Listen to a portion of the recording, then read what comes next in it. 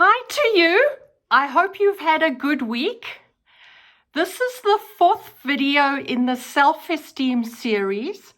And in this video, I want to talk about beliefs, particularly about the beliefs that people with healthy, high self-esteem have.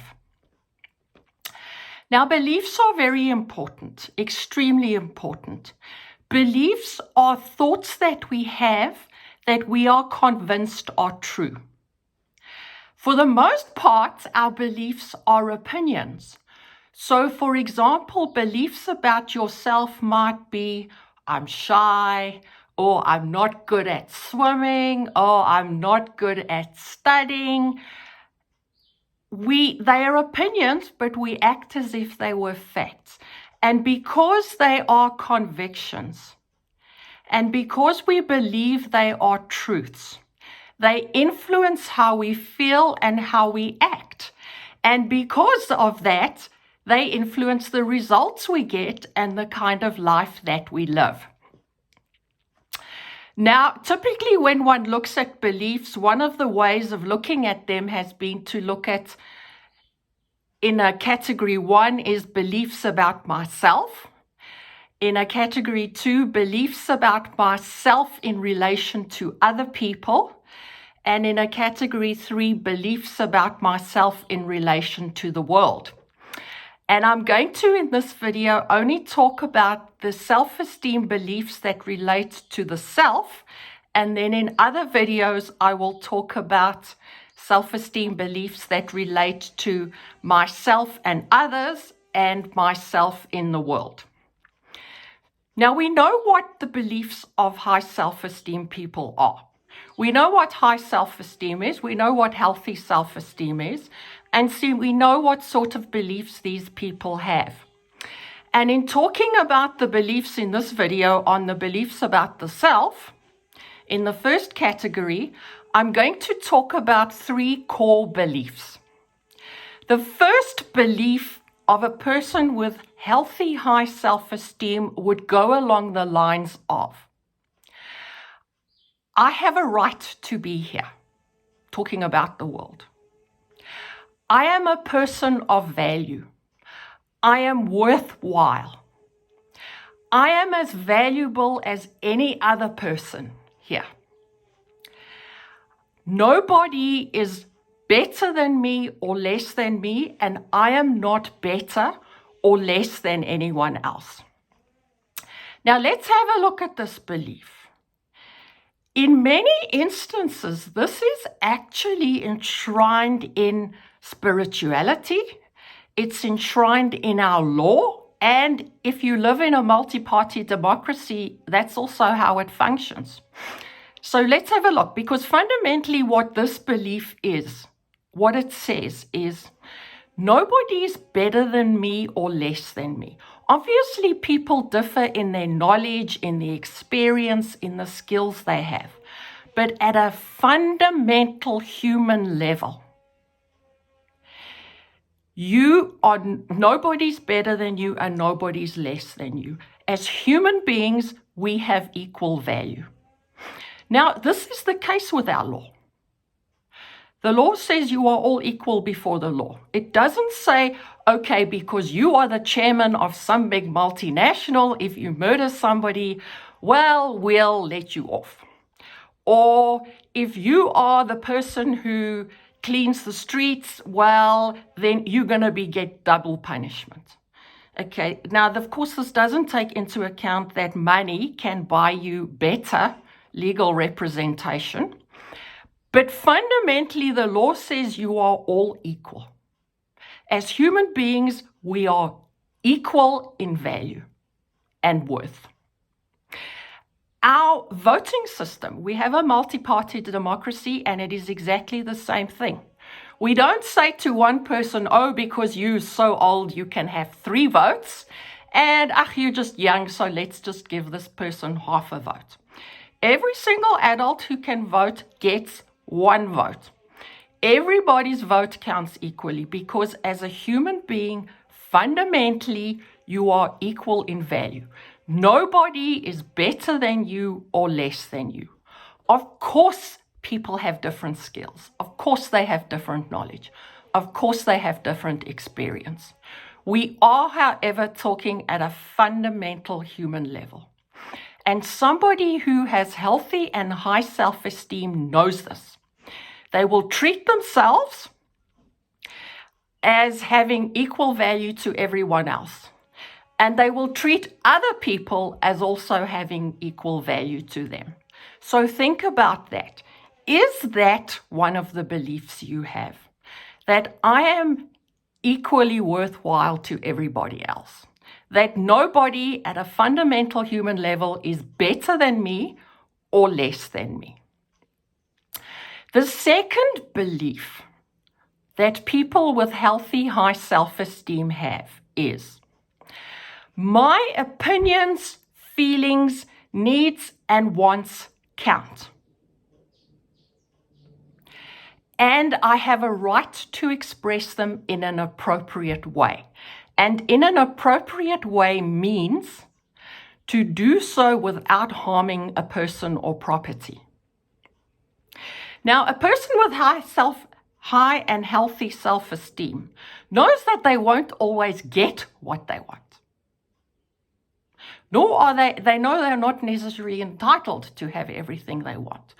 But they know that they have a right to express their opinions and ask for what they would like. And they also know that other people also have a right to express their opinions and ask for what they want, even if it's different to theirs. Now, once again, the voting system actually reflects this. You have one vote because we are equal. You have a choice. You're allowed to express your personal opinion.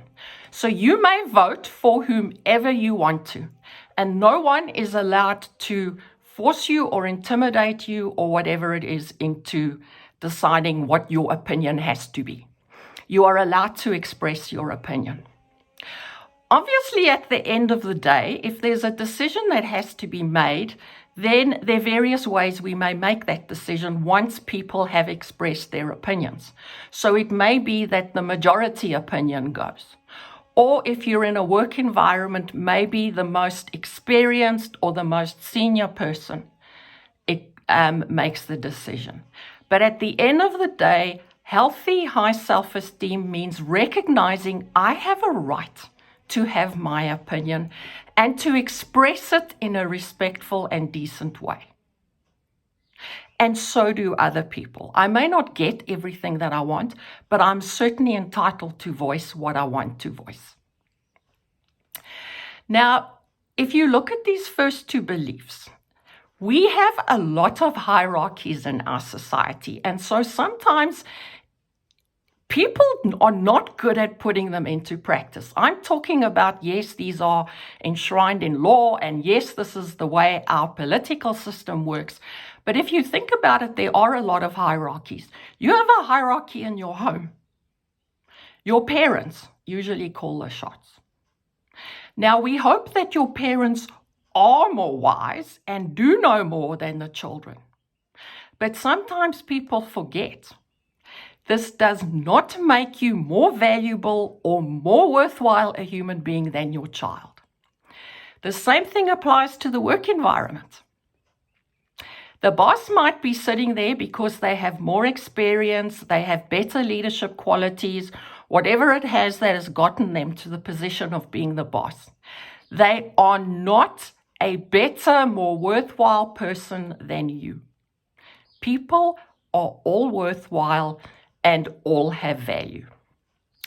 Then the third and final belief I'm going to talk about is, and this is also a belief of somebody with healthy, high self-esteem, I like and respect myself, and I treat myself well. And this really comes from the first belief, because if I am a valuable, worthwhile person, then I need to treat myself well. I need to treat myself as somebody who is valuable, as somebody who is precious, as somebody who matters. And if we don't treat ourselves like this, we are sending a message out to other people to say they can treat us however they like as well.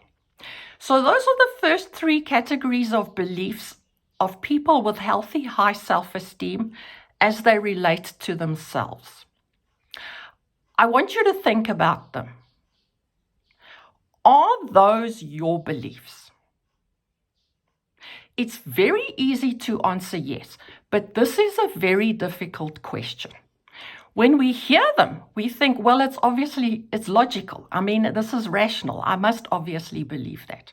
There is nothing about our belief systems that is rational, though. Our beliefs are learned, and they learned from the situations and experiences we have in life. And if you were somebody who was not allowed to say what you wanted to say or to express your opinion or punished for it, no matter what you think, you probably in real life don't express your opinion. So I want you to seriously, before you say, yes, this is my belief, think about whether it is. And look at your life. Look at how you act in certain situations. Would other people say, based on how they see you behave and what they know about you, whether in fact those truly are your beliefs? Now, if they're not, well, you know what the beliefs need to be for healthy, high self-esteem. Fortunately, we can change our beliefs. We are not born with beliefs. Nobody's born sitting there thinking, oh, I don't have value, or I have no right to express my wants. We learn them. And if you learn those beliefs, if you learn unhealthy beliefs that knock your self-esteem, then you can absolutely learn beliefs that help you have self-esteem.